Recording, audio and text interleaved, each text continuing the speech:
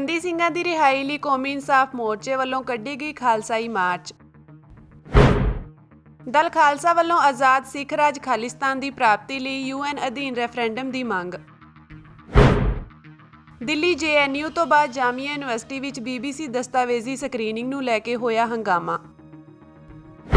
ਚੰਡੀਗੜ੍ਹ ਸਰਹੱਦ ਉੱਤੇ ਲੱਗੇ ਕੌਮੀ ਇਨਸਾਫ ਮੋਰਚੇ ਵੱਲੋਂ ਸ਼ਾਂਤਮਈ ਪੈਦਲ ਰੋਸ ਮਾਰਚ ਕੱਢਿਆ ਗਿਆ। ਸ਼੍ਰੀ ਗੁਰੂ ਗ੍ਰੰਥ ਸਾਹਿਬ ਜੀ ਦੀਆਂ ਬੇਅਦਬੀਆਂ ਦੇ ਇਨਸਾਫ ਅਤੇ ਬੰਦੀ ਸਿੰਘਾਂ ਦੀ ਰਿਹਾਈ ਲਈ ਇਹ ਰੋਸ ਮਾਰਚ ਅੱਜ ਸਵੇਰੇ 11 ਵਜੇ ਸ਼ੁਰੂ ਹੋਇਆ। ਦੂਰ ਦੂਰ ਤੋਂ ਲੋਕ ਇਸ ਮਾਰਚ ਵਿੱਚ ਸ਼ਾਮਿਲ ਹੋਣ ਪਹੁੰਚੇ ਸਨ, ਜਿਸ ਕਰਕੇ ਲੋਕਾਂ ਦਾ ਬਹੁਤ ਵੱਡਾ ਇਕੱਠ ਵੇਖਣ ਨੂੰ ਮਿਲਿਆ। ਲੋਕ ਆਪਣੇ ਆਪਣੇ ਵਾਹਨਾਂ ਤੇ ਕੇਸਰੀ ਨਿਸ਼ਾਨ ਸਾਹਿਬ ਲਾ ਕੇ ਬੰਦੀ ਸਿੰਘਾਂ ਦੀ ਰਿਹਾਈ ਲਈ ਨਾਅਰੇ ਲਾਉਂਦਿਆਂ ਇਸ ਮਾਰਚ ਵਿੱਚ ਸ਼ਮੂਲੀਅਤ ਕਰਨ ਪਹੁੰਚੇ। ਇਸ ਰੋਸ ਮਾਰਚ ਦਾ ਰੋਡ ਮੈਪ ਕਮੇਟੀ ਵੱਲੋਂ ਪਹਿਲਾਂ ਹੀ ਦੱਸ ਦਿੱਤਾ ਗਿਆ ਸੀ। ਉਸੇ ਰੋਡ ਮੈਪ ਅਨੁਸਾਰ ਇਹ ਮਾਰਚ ਕੱਢਿਆ ਗਿਆ। ਮੋਰਚੇ ਨੇ ਵੱਧ ਤੋਂ ਵੱਧ ਲੋਕਾਂ ਨੂੰ ਇਸ ਮਾਰਚ ਵਿੱਚ ਸ਼ਾਮਿਲ ਹੋਣ ਲਈ ਅਪੀਲ ਕੀਤੀ ਸੀ। ਬੰਦੀ ਸਿੰਘਾਂ ਦੀ ਰਿਹਾਈ ਲਈ ਅਤੇ ਸ਼੍ਰੀ ਗੁਰੂ ਗ੍ਰੰਥ ਸਾਹਿਬ ਜੀ ਦੀ ਅਗਵਾਈ ਵਿੱਚ ਸੰਗਤਾਂ ਦੇ ਸਹਿਯੋਗ ਨਾਲ ਚੰਡੀਗੜ੍ਹ ਦੀਆਂ ਬਰੂਹਾਂ ਤੇ 7 ਜਨਵਰੀ ਤੋਂ ਲਗਾਏ ਪੱਕੇ ਮੋਰਚੇ ਨੂੰ 20 ਦਿਨ ਹੋ ਚੁੱਕੇ ਹਨ। ਮੋਰਚੇ ਤੇ ਸੰਗਤਾਂ ਦਾ ਇਕੱਠ ਲਗਾਤਾਰ ਵਧਦਾ ਜਾ ਰਿਹਾ ਹੈ। ਹਰ ਰੋਜ਼ ਕਿਸਾਨ ਜਥੇਬੰਦੀਆਂ, ਇਨਸਾਫ ਪਸੰਦ ਲੋਕ, ਨਿਹੰਗ ਜਥੇਬੰਦੀਆਂ, ਗਾਇਕ ਵੱਡੀ ਗਿਣਤੀ ਵਿੱਚ ਪਹੁੰਚ ਰਹੇ ਹਨ। ਦਲ ਖਾਲਸਾ ਵੱਲੋਂ UN ਅਧੀਨ ਰੈਫਰੈਂਡਮ ਕਰਾਉਣ ਦੀ ਮੰਗ ਨੂੰ ਲੈ ਕੇ ਇਕੱਤਰਤਾ ਕੀਤੀ ਗਈ, ਜਿਸ ਵਿੱਚ ਦਲ ਖਾਲਸਾ ਦੇ ਬੁਲਾਰੇ ਪਰਮਜੀਤ ਸਿੰਘ ਮੰਡ ਨੇ ਭਾਰਤ ਵਿੱਚ ਸਿੱਖਾਂ ਦੀ ਸਥਿਤੀ ਅਤੇ ਖਾਲਿਸਤਾਨ ਰੈਫਰੈਂਡਮ ਦੀ ਲੋੜ ਤੇ ਆਪਣੇ ਵਿਚਾਰ ਸੰਗਤਾਂ ਨਾਲ ਸਾਂਝੇ ਕੀਤੇ। ਦੱਸ ਦਈਏ ਕਿ ਦਲ ਖਾਲਸਾ ਲੰਮੇ ਸਮੇਂ ਤੋਂ ਆਜ਼ਾਦ ਸਿੱਖ ਰਾਜ ਖਾਲਿਸਤਾਨ ਦੀ ਪ੍ਰਾਪਤੀ ਲਈ ਮੰਗ ਕਰਦਾ ਆ ਰਿਹਾ ਹੈ। ਜਦੋਂ ਅਸੀਂ ਗੱਲ ਕਰਦੇ ਹਾਂ ਕਿ ਰਾਜ ਲੈਣਾ ਆ, ਆਜ਼ਾਦੀ ਲੈਣੀ ਆ, ਤੇ ਤੁਸੀਂ ਇਤਿਹਾਸ ਖੋਲੋ, ਮੌਜੂਦਾ ਸਮਾਂ ਵੇਖੋ ਜਾਂ ਆਉਣ ਵਾਲਾ ਜਿਹੜਾ ਅਗਲੇਰਾ ਸਮਾਂ ਆ ਉਹਦੀ ਕੋਕਰੇ 'ਚ ਕੀ ਪਿਆ ਬਾਅਦ ਦੀ ਗੱਲ ਆ, ਪਰ ਉਹਦੇ ਕੁਝ ਤਰੀਕੇ ਨੇ। ਚਾਹੇ ਰਾਜੇ ਮਹਾਰਾਜੇ ਹੀ ਤੁਸੀਂ ਉਦੋਂ ਵੇਖੋ, ਉਦੋਂ ਕੀ ਹੁੰਦਾ ਹੈ ਵੀ ਸਿੱਧਾ ਸਿੱਧਾ ਯੁੱਧ ਹੁੰਦਾ ਸੀ। ਜਿਹਦੇ 'ਚ ਜ਼ਿਆਦਾ ਤਾਕਤ ਆ, ਜਿਹਦੇ ਕੋਲ ਜ਼ਿਆਦਾ ਬਾਹੂਬਲ ਆ, ਜਿੰਨੇ ਜੰਗ ਜਿੱਤ ਲਈ ਉਹਦਾ ਰਾਜ, ਉਹਦੀ ਜ਼ਮੀਨ। ਉਹਦੇ ਨਾਲ ਨਾਲ ਠੀਕ ਆ ਕਿ ਰਾਜਨੀਤਿਕ ਗੱਲਾਂ ਵੀ ਚੱਲਦੀਆਂ ਰਹਿੰਦੀਆਂ ਨੇ, ਕੂਟਨੀਤਿਕ ਗੱਲਾਂ ਵੀ ਚੱਲਦੀਆਂ ਰਹਿੰਦੀਆਂ ਨੇ, ਪਰ ਜ਼ਿਆਦਾ ਤੌਰ ਦੇ ਉੱਤੇ ਜਿਹੜਾ ਰਾਜ ਸਥਾਪਿਤ ਕੀਤਾ ਜਾਂਦਾ ਉਹਦੇ 'ਚ ਇੱਕ ਗੱਲ ਆਉਂਦੀ ਹੁੰਦੀ ਵੀ ਦੋਵੇਂ ਪਾਸਿਓਂ ਰਜਵਾਂ ਖੂਨ ਡੋਲਦਾ ਆ। ਇਹ ਨਹੀਂ ਹੁੰਦਾ ਕਿ ਤੁਸੀਂ ਸਿਰਫ ਤਖਤ ਤੇ ਬੈਠੇ ਹੋ, ਤੇ ਈਵਨ ਤੁਸੀਂ ਤਖਤ ਵੀ ਜਿਹੜੇ ਪਲਟਦੇ ਵੇਖੇ ਨੇ। ਬਹੁਤਾ ਦੂਰ ਕੀ ਜਾਣਾ, ਜਦੋਂ ਆਪਾਂ ਔਰੰਗਜ਼ੇਬ ਹੋਣਾ ਦੀ ਦੂਜੇ ਤੀਜਿਆਂ ਦੀ ਗੱਲ ਕਰਦੇ ਆ, ਜਿਹੜੇ ਸਾਡੇ ਗੁਰੂ ਮਹਾਰਾਜ ਦੇ ਸਮਕਾਲੀ ਰਹੇ ਨੇ, ਉਹਦੇ 'ਚ ਵੀ ਇਹ ਗੱਲਾਂ ਆਈਆਂ ਨੇ ਕਿ ਉਹਨਾਂ ਨੇ ਆਪਣੇ ਕਿਸੇ ਨੇ ਭਰਾ ਮਾਰਿਆ, ਕਿਸੇ ਨੇ ਪੁੱਤ ਮਾਰਿਆ, ਕਿਸੇ ਨੇ ਪਿਓ ਮਾਰਿਆ, ਮਤਲਬ ਖੂਨ ਡੋਲ ਕੇ ਜਿਹੜੇ ਉਹ ਤਖਤ ਤੇ ਬੈਠਦੇ ਰਹੇ। ਸੋ ਉਹ ਰਾਜ ਜਿਹੜਾ ਆ ਉਹ ਖੂਨ ਡੋਲ ਕੇ ਲਿਆ ਗਿਆ। ਫਿਰ ਦੁਨੀਆ ਜਦੋਂ ਹੌਲੀ ਹੌਲੀ ਅੱਗੇ ਵਧੀ, ਦੁਨੀਆ ਦਾ ਆਪਸੀ ਕਨੈਕਸ਼ਨ ਵਧੇ, ਮੁਲਕਾਂ ਦੇ ਆਪਸ ਦੇ ਵਿੱਚ ਡਾਇਲੋਗ ਵਧੇ, ਇੱਕ ਦੂਜੇ ਦੇ ਨਾਲ ਟ੍ਰੇਡ ਵਧਿਆ, ਉਹ ਸਾਰੀਆਂ ਚੀਜ਼ਾਂ ਜਦੋਂ ਵਧੀਆਂ ਨੇ ਤੇ ਦੁਨੀਆ ਇੱਕ ਦੂਜੇ ਦੇ ਨਾਲ ਇਕੱਠੀ ਹੋਈ, ਜੁੜੀ ਆ। ਪੁਰਾਣੇ ਸਮਿਆਂ 'ਚ ਕੀ ਕਿ ਜੇ ਕਿਸੇ ਨੇ ਇੱਕ ਰਾਜ ਸਥਾਪਿਤ ਕਰ ਲਿਆ ਤੇ ਹੋ ਸਕਦਾ ਕਿਸੇ 7ਵੇਂ ਰਾਜ ਵਾਲੇ ਨੂੰ ਪਤਾ ਵੀ ਨਾ ਹੋਵੇ ਕਿ ਫਲਾਨੀ ਜਗ੍ਹਾ ਦੇ ਉੱਤੇ ਕਿਹਦਾ ਰਾਜ ਹੈ। ਹੁਣ ਤੇ ਦੁਨੀਆ ਆਪਸ 'ਚ ਇੰਨੀ ਜ਼ਿਆਦਾ ਜੁੜ ਗਈ ਆ, ਇੱਕ ਦੂਸਰੇ ਦੇ ਉੱਤੇ ਇੰਨੀ ਜ਼ਿਆਦਾ ਨਿਰਭਰ ਹੋ ਗਈ ਆ ਕਿ ਇੱਕ ਦੂਸਰੇ ਤੋਂ ਬਿਨਾਂ ਸਾਡਾ ਸਰਦਾ ਨਹੀਂਗਾ। ਉਦੋਂ ਸਰ ਜਾਂਦਾ ਹੈ, ਉਦੋਂ ਜੇ ਇੱਕ ਰਾਜਾ ਦੂਸਰੇ ਰਾਜੇ ਦੀ ਨਾ ਵੀ ਮਦਦ ਕਰੇ, ਇੱਕ ਰਾਜਾ ਦੂਸਰੇ ਰਾਜੇ ਦੇ ਰਾਜ ਨੂੰ ਨਾ ਵੀ ਮੰਨੇ, ਤਾਂ ਵੀ ਉਹਦਾ ਰਾਜ ਹੁੰਦਾ ਹੈ। ਪਰ ਹੁਣ ਤੇ ਦੁਨੀਆ ਇੰਨੀ ਜੁੜ ਚੁੱਕੀ ਹੈ ਵੀ ਜੇ ਤੁਸੀਂ ਰਾਜ ਕਰਨਾ ਹੈ ਨਾ ਤੇ ਤੁਹਾਨੂੰ ਦੁਨੀਆ ਦੀ ਹਮਾਇਤ ਲੈਣੀ ਪੈਣੀ। ਸਿੱਖ ਵਾਸਤੇ ਸਭ ਤੋਂ ਅਹਿਮ ਤੇ ਗੁਰੂ ਮਹਾਰਾਜ ਦਾ ਥਾਪੜਾ ਹੀ ਹੈ, ਸਭ ਤੋਂ ਉੱਤਮ ਤੇ ਉਹੀ ਆ, ਪਰ ਉਹਦੇ ਨਾਲ ਨਾਲ ਦੁਨੀਆ ਦਾ ਤੁਹਾਡੇ ਨੂੰ ਸਹਿਯੋਗ ਜ਼ਰੂਰ ਚਾਹੀਦਾ ਹੁੰਦਾ ਕਿ ਤੁਸੀਂ ਰਾਜ ਲੈ ਸਕੋ। ਸੋ ਦੁਨੀਆ ਨੂੰ ਨਾਲ ਲੈਣ ਦੇ ਲਈ ਬਿਨਾਂ ਖੂਨ ਡੋਲੇ ਇੱਕ ਮਾਧਿਅਮ ਆ ਆਜ਼ਾਦੀ ਲੈਣ ਦਾ, ਆਪਣਾ ਮੁਲਕ ਬਣਾਉਣ ਦਾ, ਜਿਹਨੂੰ ਰੈਫਰੈਂਡਮ ਕਿਹਾ ਜਾਂਦਾ। ਪਰ ਰੈਫਰੈਂਡਮ ਸਿੱਧਾ ਸਿੱਧਾ ਐਵੇਂ ਨਹੀਂਗਾ ਜਿਵੇਂ ਅਸੀਂ ਸੋਚ ਲੈਂਦੇ ਆ ਕਿ ਸਿਰਫ UN ਆ ਗਿਆ। UN ਕਹਿੰਦਾ ਸੰਯੁਕਤ ਰਾਸ਼ਟਰ ਨੂੰ, ਕਿ ਸੰਯੁਕਤ ਰਾਸ਼ਟਰ ਆਵੇਗਾ, ਇੱਥੇ ਵੋਟਾਂ ਪਵਾਵੇਗਾ ਤੇ ਮੁਲਕ ਬਣ ਜਾਏਗਾ। ਐਵੇਂ ਨਹੀਂਗਾ। UN ਦੇ ਵਿੱਚ ਸਿੱਧੀ ਕੋਈ ਰੈਫਰੈਂਡਮ ਦੀ ਗੱਲ ਨਹੀਂ। UN ਆਪਣੇ ਜਿੰਨੇ ਵੀ ਉਹਦੇ ਡਾਕੂਮੈਂਟਸ ਨੇ ਉਹਨਾਂ ਦੇ ਵਿੱਚ ਸਿੱਧਾ ਰੈਫਰੈਂਡਮ ਜਿਹੜਾ ਆ ਉਹਨੂੰ ਬਹੁਤਾ ਐਕਸਪਲੇਨ ਨਹੀਂ ਕਰਦਾ, ਪਰ ਉਹਦੇ 'ਚ ਇੱਕ ਸ਼ਬਦ ਉਹ ਵਰਤਦਾ ਹੈ, ਰਾਈਟ ਟੂ ਸੈਲਫ ਡਿਟਰਮੀਨੇਸ਼ਨ, ਜਿਹਨੂੰ ਪੰਜਾਬੀ ਦੇ ਵਿੱਚ ਆਪਾਂ ਸਵੈ ਨਿਰਣੇ ਕਹਿੰਦੇ ਆ। ਇੱਥੇ ਬੋਰਡ ਦੇ ਉੱਤੇ ਵੀ ਲਿਖਿਆ ਆ ਕਿ ਸਵੈ ਨਿਰਣੇ ਦਾ ਅਧਿਕਾਰ ਜਿਹੜਾ ਹੈ ਨਾ ਉਹ ਰੈਫਰੈਂਡਮ ਦਿੰਦਾ ਹੈ। ਉਹ ਸੰਯੁਕਤ ਰਾਸ਼ਟਰ ਲੋਕਾਂ ਨੂੰ ਸਵੈ ਨਿਰਣੇ ਦਾ ਅਧਿਕਾਰ ਦਿੰਦਾ ਹੈ, ਹੱਕ ਦਿੰਦਾ ਆ। ਪਰ ਇਹਦੇ ਵਿੱਚ ਵੀ ਅੱਗੇ ਗੁੰਝਲਦਾਰੀ ਇਹ ਆ ਕਿ ਉਹ ਉੱਥੇ ਦਬਾਉਂਦਾ ਹੈ ਜਿੱਥੇ ਦਾ ਮੁਲਕ ਜਿਹੜਾ ਹੈ ਉਹਦੇ ਸੰਵਿਧਾਨ ਦੇ ਵਿੱਚ ਵੀ ਲਿਖਿਆ ਹੋਵੇ ਕਿ ਅਸੀਂ ਸਵੈ ਨਿਰਣੇ ਦਾ ਅਧਿਕਾਰ ਲੋਕਾਂ ਨੂੰ ਦਿੰਦੇ। ਜੇ ਕੋਈ ਮੁਲਕ ਇਸ ਗੱਲ ਤੋਂ ਮੁਨਕਰ ਹੋ ਜਾਏ ਕਿ ਮੈਂ ਨਹੀਂ ਦੇਣਾ, ਜਾਂ ਉਹਦਾ ਸੰਵਿਧਾਨਕ ਤੌਰ ਦੇ ਉੱਤੇ ਆਪਣੇ ਆਪ ਨੂੰ ਮੁਨਕਰ ਕਰਦੇ ਕਿ ਮੈਂ ਇੱਥੇ ਸਵੈ ਨਿਰਣੇ ਦਾ ਅਧਿਕਾਰ ਆਪਣੇ ਲੋਕਾਂ ਨੂੰ ਨਹੀਂ ਦੇਣਾ, ਤੇ ਫਿਰ UN ਦੇ ਲਈ ਵੀ ਬੜਾ ਮੁਸ਼ਕਲ ਹੋ ਜਾਂਦਾ। ਜਿਵੇਂ ਇੰਡੀਆ ਆ, ਇੰਡੀਆ ਨੇ ਜਿਹੜਾ ਰਾਈਟ ਟੂ ਸੈਲਫ ਡਿਟਰਮੀਨੇਸ਼ਨ ਦਾ ਇਹਨਾਂ ਦਾ ਚਾਰਟਰ ਆ ਜਿਹੜਾ ਡਾਕੂਮੈਂਟ ਆ ਉਹਦੇ ਉੱਤੇ ਸਾਈਨ ਤੇ ਕੀਤੇ ਨੇ, ਪਰ ਨਾਲ ਕੁਝ ਸ਼ਰਤਾਂ ਲਾਤੀਆਂ ਨੇ ਵੀ ਮੈਂ ਇਦਾਂ ਕਰਾਉਂ ਜਾਂ ਇਦਾਂ ਨਹੀਂ ਕਰਾਉਂਗਾ। ਮਤਲਬ ਉਹਨੇ ਆਪਣੇ ਆਪ ਨੂੰ ਵਿੱਚ ਰੱਖ ਕੇ ਬਾਹਰ ਰੱਖ ਲਿਆ ਆ। ਸੋ ਇੱਥੇ ਜਿਹੜੀ ਸਾਡੇ ਲਈ ਮੁਸੀਬਤ ਆ ਨਾ ਇੰਡੀਆ ਦੇ ਵਿੱਚ ਉਹ ਇਹ ਆ ਕਿ ਭਾਰਤੀ ਸੰਵਿਧਾਨ ਹੀ ਸਾਨੂੰ ਇਹ ਮਨੁੱਖੀ ਅਧਿਕਾਰ ਨਹੀਂ ਦਿੰਦਾ ਕਿ ਅਸੀਂ ਰਾਈਟ ਟੂ ਸੈਲਫ ਡਿਟਰਮੀਨੇਸ਼ਨ ਦੀ ਗੱਲ ਕਰ ਸਕੀਏ। ਸੋ ਪਹਿਲੀ ਲੜਾਈ ਸਾਡੇ ਲਈ ਇਹ ਵੀ ਬਣ ਜਾਂਦੀ ਆ ਕਿ ਭਾਰਤੀ ਸੰਵਿਧਾਨ ਦੇ ਵਿੱਚ ਤਰਮੀਮ ਕੀਤੀ ਜਾਵੇ, ਸੋਧ ਕੀਤੀ ਜਾਵੇ ਔਰ ਉਹ ਲੋਕਾਂ ਨੂੰ ਅਧਿਕਾਰ ਦੇਵੇ ਰਾਈਟ ਟੂ ਸੈਲਫ ਡਿਟਰਮੀਨੇਸ਼ਨ ਦਾ। ਜੇ ਵਾਕਿਆ ਹੀ ਇੰਡੀਆ ਆਪਣੇ ਆਪ ਨੂੰ ਟਰੂ ਡੈਮੋਕ੍ਰੈਟਿਕ ਕਹਿੰਦਾ ਹੈ, ਜਿਵੇਂ ਢੰਡੋਰਾ ਪੁੱਟਦੇ ਆ ਨਾ ਕਿ ਅਸੀਂ ਲਾਰਜੈਸਟ ਡੈਮੋਕ੍ਰੇਸੀ ਆ, ਅਸੀਂ ਸਭ ਤੋਂ ਵੱਡੇ ਲੋਕਤੰਤਰਿਕ ਆ, ਤੇ ਫਿਰ ਸਭ ਤੋਂ ਵੱਡੇ ਲੋਕਤੰਤਰਿਕ ਹੋਣ ਦਾ ਪਹਿਲਾਂ ਪ੍ਰੂਫ ਤੇ ਦੇਵੇ। ਤੇ ਉਹਦਾ ਪ੍ਰੂਫ ਇਹੀ ਹੈ ਕਿ ਆਪਣੇ ਸੰਵਿਧਾਨ ਦੇ ਵਿੱਚ ਤੂੰ ਇਹ ਹੱਕ ਦੇ ਲੋਕਾਂ ਨੂੰ ਕਿ ਤੁਹਾਨੂੰ ਇਹ ਅਧਿਕਾਰ ਹੈ ਕਿ ਜੇ ਤੁਸੀਂ ਮੇਰੇ ਨਾਲ ਨਹੀਂ ਰਹਿਣਾ ਚਾਹੁੰਦੇ ਤੇ ਮੈਂ ਤੁਹਾਨੂੰ ਰਾਈਟ ਟੂ ਸੈਲਫ ਡਿਟਰਮੀਨੇਸ਼ਨ ਦਾ ਅਧਿਕਾਰ ਦਿੰਦਾ ਆ। ਤੁਸੀਂ ਜੇ ਵੱਖ ਹੋਣਾ ਚਾਹੁੰਦੇ ਹੋ ਤੇ ਤੁਸੀਂ ਆਪਣੀ ਰਾਏ ਲੈ ਕੇ ਰੈਫਰੈਂਡਮ ਦੇ ਰਾਹੀਂ ਵੱਖ ਹੋ ਸਕਦੇ ਹੋ। ਸੋ ਪਹਿਲੀ ਪ੍ਰੋਬਲਮ ਹੀ ਭਾਰਤੀ ਸੰਵਿਧਾਨ ਦੇ ਵਿੱਚ ਪਈ ਹੋਈ ਹੈ। ਤਾਂ ਹੀ ਅਸੀਂ 26 ਜਨਵਰੀ ਕਿਉਂਕਿ ਇੰਡੀਅਨ ਕਨਸਟੀਟਿਊਸ਼ਨ ਦਾ ਦਿਨ ਆ, ਸੰਵਿਧਾਨ ਲਾਗੂ ਹੋਣ ਦਾ ਦਿਨ ਆ, ਤਾਂ ਹੀ ਅਸੀਂ ਉਹ ਤੋਂ ਇੱਕ ਦਿਨ ਪਹਿਲਾਂ ਇਹ ਦਿਨ ਚੁਣਿਆ ਆ ਕਿ ਜਿਹੜੇ ਸਿੱਖ ਸਾਡੇ ਜਾਂ ਜਿਹੜੇ ਪੰਜਾਬੀ ਸਾਡੇ ਇਸ ਗੱਲ ਦੀ ਬੜੀ ਖੁਸ਼ੀ ਮਨਾਉਂਦੇ ਨੇ ਕਿ 26 ਜਨਵਰੀ ਆ ਗਈ, 15 ਅਗਸਤ ਆ ਗਈ, ਉਹਨਾਂ ਨੂੰ ਇਹ ਦੱਸੀਏ ਕਿ ਭਰਾਵੋ ਇਹ ਕੋਈ ਲੋਕਤੰਤਰਿਕ ਮੁਲਕ ਨਹੀਂਗਾ, ਇਹ ਤਾਨਾਸ਼ਾਹ ਆ, ਇੱਥੇ ਕੋਈ ਲੋਕਾਂ ਦਾ ਰਾਜ ਨਹੀਂਗਾ, ਇੱਥੇ ਜਿਹੜਾ ਸਿਰਫ ਕੁਰਸੀ ਤੇ ਬਹਿ ਜਾਂਦਾ ਆ ਕੁਝ ਕੁ ਵੋਟਾਂ ਲੈ ਕੇ ਉਹ ਆਪਣੀ ਤਾਨਾਸ਼ਾਹੀ ਚਲਾਉਂਦਾ, ਇੱਥੇ ਲੋਕਾਂ ਨੂੰ ਕੋਈ ਅਧਿਕਾਰ ਨਹੀਂ ਦਿੱਤੇ ਜਾਂਦੇ। ਦਿੱਲੀ ਵਿੱਚ JNU ਤੋਂ ਬਾਅਦ ਜਾਮੀਆ ਯੂਨੀਵਰਸਿਟੀ ਵਿੱਚ BBC ਦਸਤਾਵੇਜ਼ੀ ਦੀ ਸਕਰੀਨਿੰਗ ਨੂੰ ਲੈ ਕੇ ਹੰਗਾਮਾ ਹੋਇਆ। ਦਿੱਲੀ ਪੁਲਿਸ ਨੇ ਪ੍ਰਦਰਸ਼ਨ ਕਰ ਰਹੇ SFI ਦੇ ਵਿਦਿਆਰਥੀਆਂ ਨੂੰ ਹਿਰਾਸਤ ਵਿੱਚ ਲੈ ਲਿਆ ਹੈ। ਜਾਮੀਆ ਦੀ ਸੁਰੱਖਿਆ ਵਧਾ ਦਿੱਤੀ ਗਈ ਹੈ। JNU ਤੋਂ ਬਾਅਦ ਜਾਮੀਆ ਯੂਨੀਵਰਸਿਟੀ ਵਿੱਚ BBC ਦਸਤਾਵੇਜ਼ੀ ਦੀ ਸਕਰੀਨਿੰਗ ਰੱਖੀ ਗਈ ਸੀ। ਦਿੱਲੀ ਪੁਲਿਸ ਨੇ ਦੱਸਿਆ ਕਿ ਅੱਜ BBC ਦੀ ਇੱਕ ਡਾਕੂਮੈਂਟਰੀ ਦੀ ਸਕਰੀਨਿੰਗ ਨੂੰ ਲੈ ਕੇ ਜਾਮੀਆ ਇਸਲਾਮੀਆ ਯੂਨੀਵਰਸਿਟੀ ਦੇ ਬਾਹਰ ਕਥਿਤ ਤੌਰ ਤੇ ਹੰਗਾਮਾ ਕਰ ਰਹੇ 4 ਵਿਦਿਆਰਥੀਆਂ ਨੂੰ ਹਿਰਾਸਤ ਵਿੱਚ ਲੈ ਲਿਆ ਗਿਆ ਹੈ। ਇਹ ਕਾਰਵਾਈ ਜਾਮੀਆ ਯੂਨੀਵਰਸਿਟੀ ਦੇ ਚੀਫ ਦੇ ਕਹਿਣ ਤੇ BBC ਡਾਕੂਮੈਂਟਰੀ ਦੀ ਸਕਰੀਨਿੰਗ ਤੋਂ ਪਹਿਲਾਂ ਕੀਤੀ ਗਈ ਹੈ।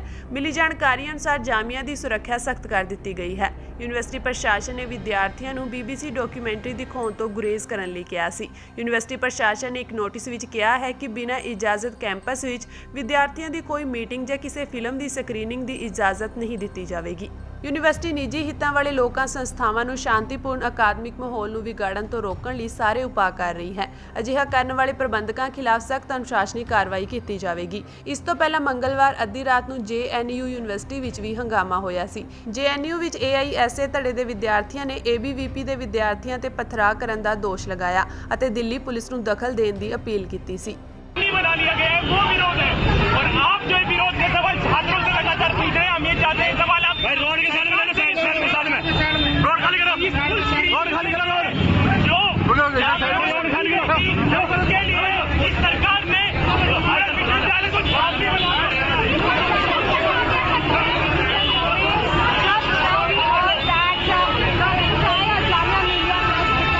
ਨਾਭਾ ਜੇਲ੍ਹ ਵਿੱਚ ਬੇਅਦਬੀ ਕਾਂਡ ਦੇ ਮੁਲਜ਼ਮ ਮਹਿੰਦਰਪਾਲ ਬਿੱਟੂ ਦੇ ਕਤਲ ਮਾਮਲੇ ਵਿੱਚ ਪੁਲਿਸ ਨੇ ਜਸਪ੍ਰੀਤ ਸਿੰਘ ਉਰਫ ਨਿਹਾਲ ਸਿੰਘ ਨੂੰ ਗ੍ਰਿਫਤਾਰ ਕੀਤਾ ਸੀ। ਪੰਜਾਬ ਹਰਿਆਣਾ ਹਾਈ ਕੋਰਟ ਨੇ ਹੁਣ 6 ਸਾਲ ਬਾਅਦ ਦੂਜੇ ਮਾਮਲੇ ਵਿੱਚ ਉਸ ਨੂੰ ਜ਼ਮਾਨਤ ਦਿੱਤੀ ਹੈ। ਸਿੱਖ ਲੀਗਲ AB ਨੇ ਆਪਣੇ ਟਵਿੱਟਰ ਹੈਂਡਲ ਤੇ ਇਹ ਜਾਣਕਾਰੀ ਸਾਂਝੀ ਕੀਤੀ ਹੈ। ਉਹਨਾਂ ਨੇ ਦੱਸਿਆ ਕਿ ਜੁਲਾਈ 2016 ਵਿੱਚ ਜਸਪ੍ਰੀਤ ਸਿੰਘ ਨੇ ਸ੍ਰੀ ਗੁਰੂ ਗ੍ਰੰਥ ਸਾਹਿਬ ਜੀ ਦੀ ਬੇਅਦਬੀ ਕਰਨ ਦੇ ਇਲਜ਼ਾਮ ਵਿੱਚ ਬਲਵਿੰਦਰ ਕੌਰ ਦਾ ਕਤਲ ਕੀਤਾ ਸੀ, ਜਿਸ ਦੀ ਵਜ੍ਹਾ ਕਰਕੇ ਉਹ ਨਾਭਾ ਜੇਲ੍ਹ ਵਿੱਚ ਸੀ। ਇਸੇ ਦੌਰਾਨ 2019 ਵਿੱਚ ਜਦੋਂ ਮਹਿੰਦਰਪਾਲ ਬਿੱਟੂ ਦਾ ਨਾਭਾ ਜੇਲ੍ਹ ਵਿੱਚ ਕਤਲ ਹੋਇਆ ਸੀ ਤਾਂ ਪੁਲਿਸ ਨੇ ਸ਼ੱਕ ਦੇ ਆਧਾਰ ਤੇ ਜੇਲ੍ਹ ਵਿੱਚ ਜਸਪ੍ਰੀਤ ਸਿੰਘ ਉਰਫ ਨਿਹਾਲ ਸਿੰਘ ਨੂੰ ਡਿਟੇਨ ਕੀਤਾ ਸੀ ਅਤੇ ਪੂਰੇ ਕਤਲकांड ਦਾ ਮਾਸਟਰਮਾਈਂਡ ਦੱਸਿਆ ਸੀ।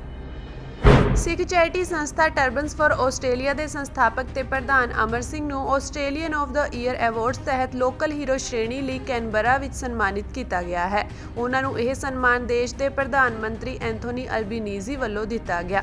ਟਰਬਨਸ ਫॉर ਆਸਟ੍ਰੇਲੀਆ ਸੰਸਥਾ 2015 ਨੇ ਜੰਗਲਾਂ ਦੀ ਅੱਗ, ਮਹਾਮਾਰੀ, ਹੜ੍ਹਾਂ ਅਤੇ ਸੋਕੇ ਤੋਂ ਪ੍ਰਭਾਵਿਤ ਹਜ਼ਾਰਾਂ ਆਸਟ੍ਰੇਲੀਅਨ ਲੋਕਾਂ ਨੂੰ ਸਹਾਇਤਾ ਪ੍ਰਦਾਨ ਕੀਤੀ ਹੈ।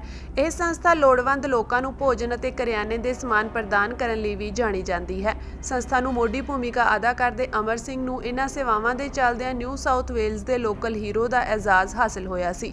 ਹੁਣ ਸਾਰੇ ਰਾਜਾਂ ਅਤੇ ਖਿੱਤਿਆਂ ਵਿਚਲੇ ਲੋਕਲ ਹੀਰੋ ਵਿੱਚੋਂ ਉਹਨਾਂ ਨੂੰ ਦੇਸ਼ ਭਰ ਵਿੱਚੋਂ ਇਸ ਸਨਮਾਨ ਲਈ ਚੁਣ ਲਿਆ ਗਿਆ ਹੈ। ਉਹਨਾਂ ਨੇ ਆਪਣਾ ਇਹ ਸਨਮਾਨ ਸੰਸਥਾ ਨਾਲ ਜੁੜੇ ਸੇਵਾਦਾਰਾਂ ਅਤੇ ਸਿੱਖ ਦਸਤਾਰ ਨੂੰ ਸਮਰਪਿਤ ਕੀਤਾ ਹੈ।